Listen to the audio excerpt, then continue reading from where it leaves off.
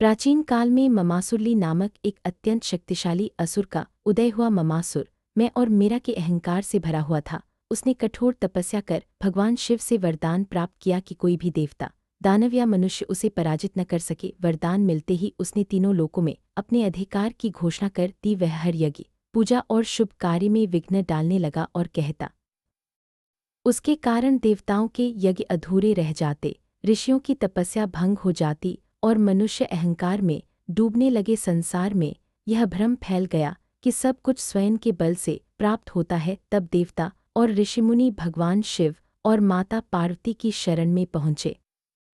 भगवान शिव ने कहा कि इस ऐहन रूपी असुर का नाश केवल भगवान गणेश ही कर सकते हैं। तब गणेश जी ने हिया विघ्नराज अवतार धारण किया।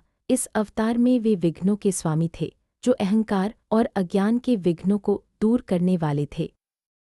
विघ्नराज गणेश यज्ञस्थल पर प्रकट हुए। ममासुर ने अपने मैं के घमंड से गणेश जी को भी चुनौती दी। उसने कहा कि संसार में जो कुछ है वह उसी का है। तब विघ्नराज गणेश ने मुस्कराकर उससे पूछा, ये मैं किसका है?